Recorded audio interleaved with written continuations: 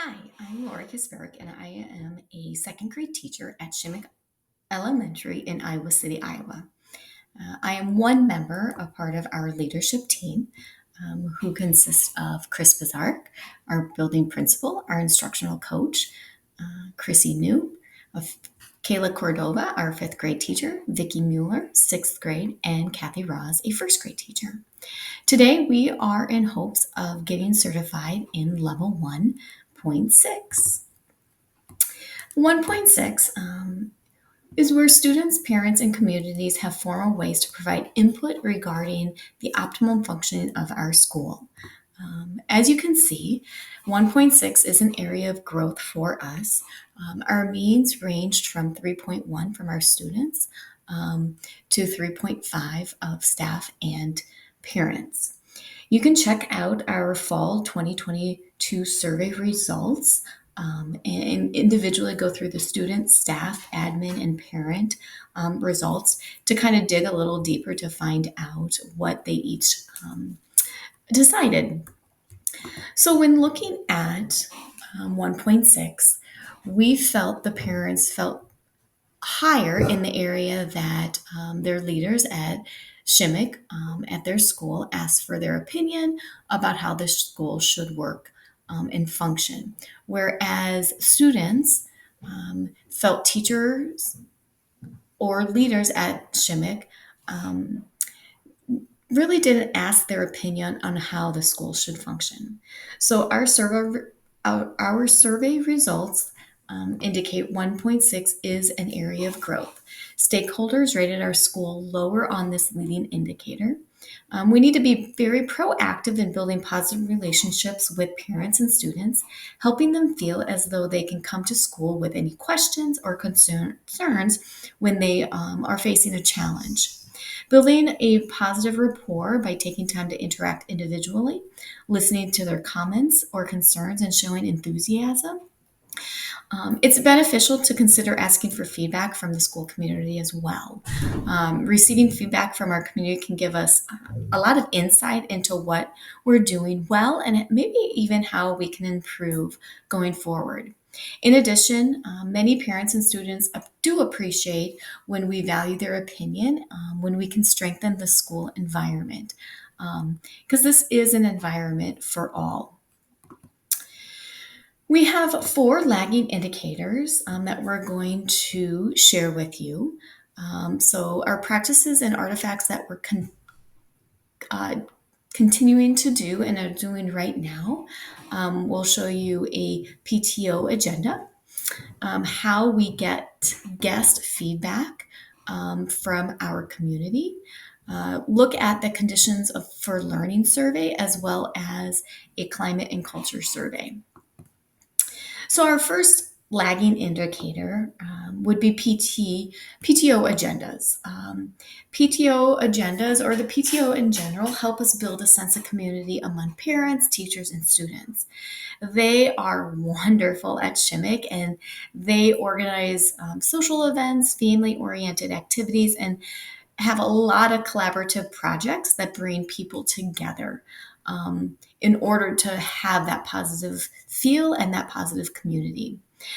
This sense of community fosters a supportive network and it promotes school spirits and strengthens our overall school culture. Our quick data to represent the PTO, we have here a PTO agenda in minutes. So our PTO meetings usually are on Wednesdays from 6 to 7.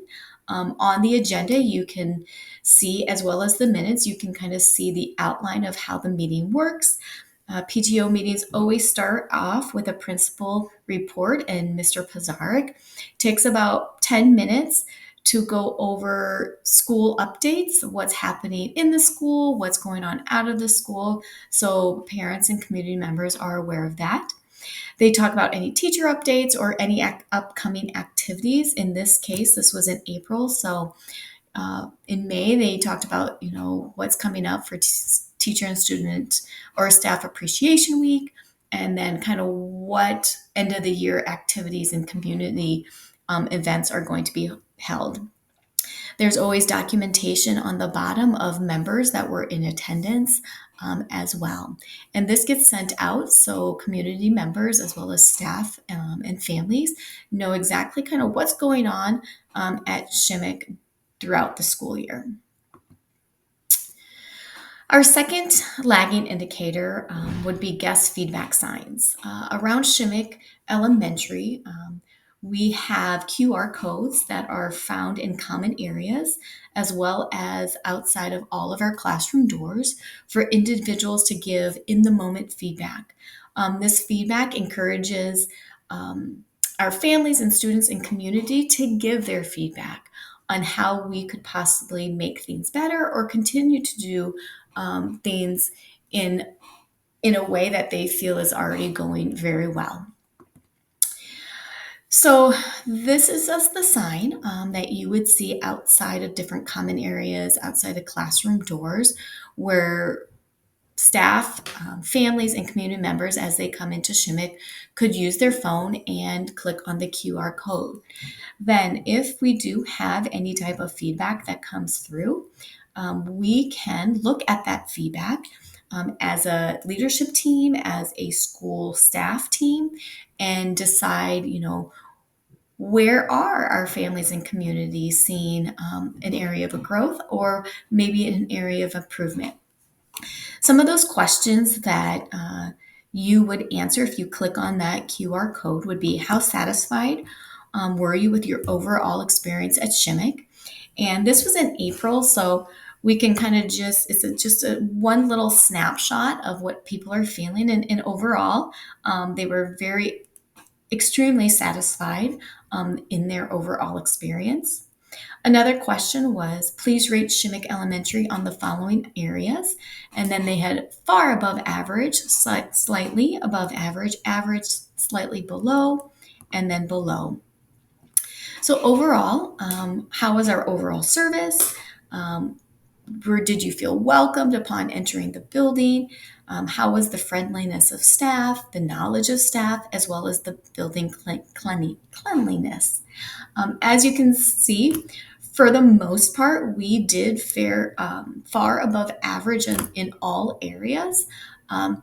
In one area, overall service was slightly below average. So that's an area that we can look at and say, what was going on in this month? What could have happened for that to go down a little bit? Another question that's within this survey is, with whom do you interact with your visit probably the most? And this doesn't come to any surprise. Building secretaries are the forefront of the building. They are right there, the first person you see, and then classroom teachers. So those are the two individuals or kind of members that staff and community see right from the get-go and interact the most. So our hopes is that they're getting that positive interaction when they enter the building and then when they communicate with family members. And then another question, what overall rating would you give Shimek? And then how can we improve Shimek Elementary? And in those two questions, it doesn't look like there's any data at the current time. Our third lagging indicator would be our conditions for learning survey. So the Iowa Department of Education has included conditions of learning as part of the plan under the federal education law, which is known as ESSA, or Every Student Succeeds Act. And this identifies schools for improvement and support. The questions within or on the parent survey use the same 5 constructs that are in the student survey and contain very similar items. The 5 constructs within the survey are physical safety, emotional safety, adult relationships, student relationships, and then expectations and boundaries. So when you look at our quick data for the conditions of learning survey, the data is from 2023, and you have our student data as well as our parent data. So let's go ahead and click on our student. So it is, when you click on it, it comes from Panorama, and it's just our data from the results. So it has an overall summary of each category. So adult student relationships, 78%, which is below what we would want. If you look at the Grant Wood AEA percentage, as well as the Iowa Department of Education, as well as the entire Iowa City community. Boundaries and expectations was 75, so that was right with the other areas. Emotional safety, our students feel 22% to the extent of how they feel safe from verbal abuse, teasing, and exclusion. Physical safety is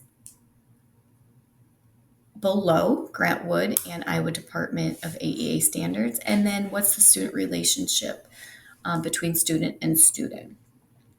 So then what's nice about the survey, it really dissects then into each category. So then you can look at, okay, here is our adult student relationship. And our average was 78% with 80 responses. So the questions included: my teachers care about me, my teachers tell me when I'm doing a good job, adults in my school treat students with respect, there's an adult at school that I can go for help, there's an adult at school that I know would help me if I had a problem, students treat adults who work in this school with respect, and then adult, and then there's our adult and student relationships.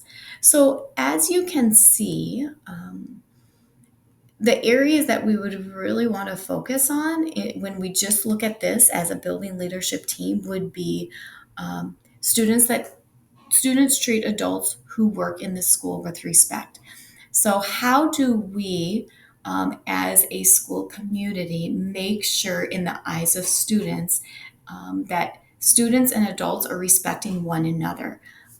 Is it in the classroom? Is it interactions in that common areas? So as a leadership team and then as a school team, how can we get that a higher percentage in that area where students feel students treat adults with respect? Because right now in their eyes, they're not doing it. So as you just go through the survey, you can see each area being discussed, and you can really, like I said, dissect into each area and then into the questions within each area. So that was the student conditions of learning survey, and parents also take it as well. So when looking at this, adult student relationships, parents think that's really high at 94%. Boundaries and expectations, 87, which since last survey, it did go down a little bit. Emotional safety went up. Physical safety is at 88%, and then student-student relationship is at 94. So overall, our families feel, I think, in general, that our school is a safe place with positive relationships and a safe relation or a safe environment that has been created.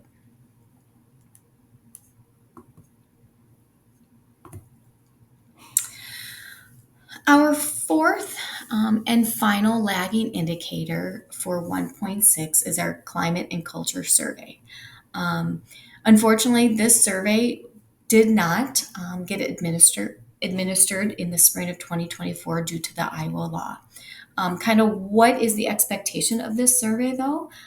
We expect full student participation in this survey, and it's very important because we want to make sure we do hear from our students and their concerns or what's going well, so we can either continue doing what's going well or enhance and fix what might be problem areas. So the purpose is to gather the most accurate representation of the culture and climate in the schools. Survey participation should be facilitated and encouraged with all students. The results of the survey are to be used to track building level progress towards our CSIP goals.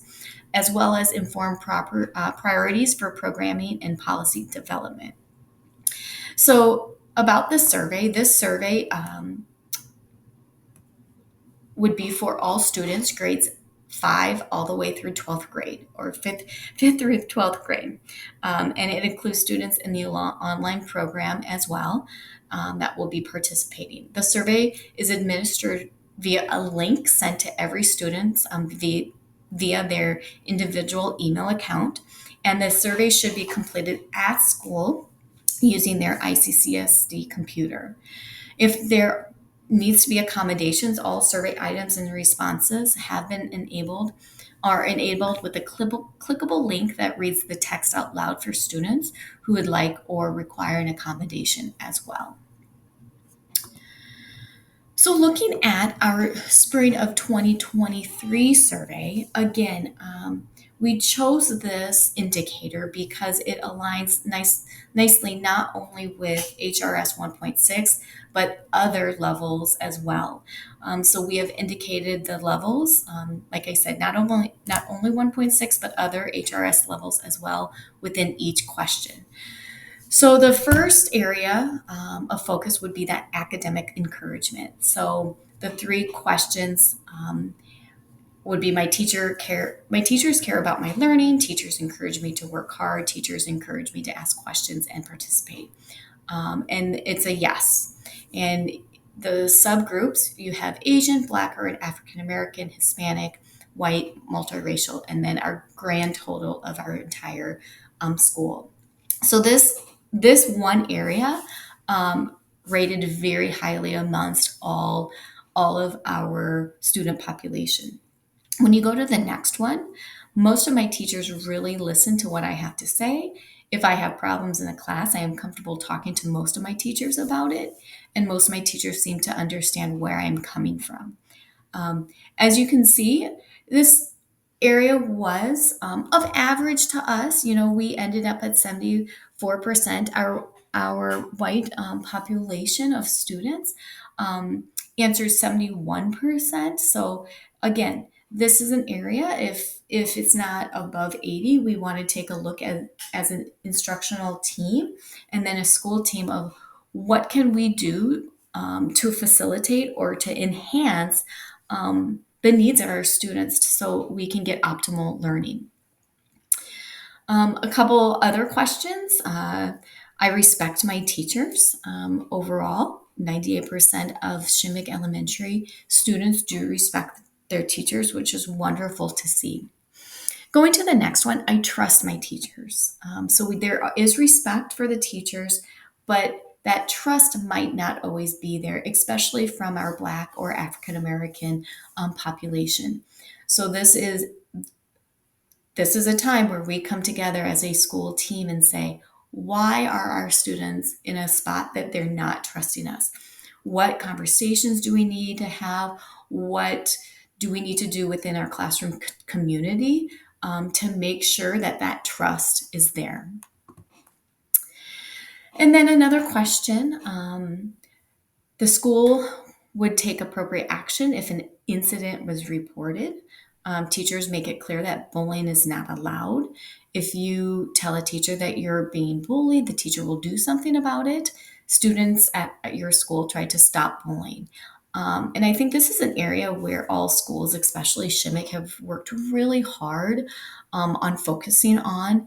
And in most areas or most categories, I feel we are doing a good job. I mean, when it's 80%, we really want that 100, right? We don't want anyone coming into our building feeling unsafe or that they aren't being respected by another peer and that bullying has happened. So although overall our percentages are high, especially in this area, you know, we would want to strive for 100% because we want to have our students know we are responsive when it comes to bullying.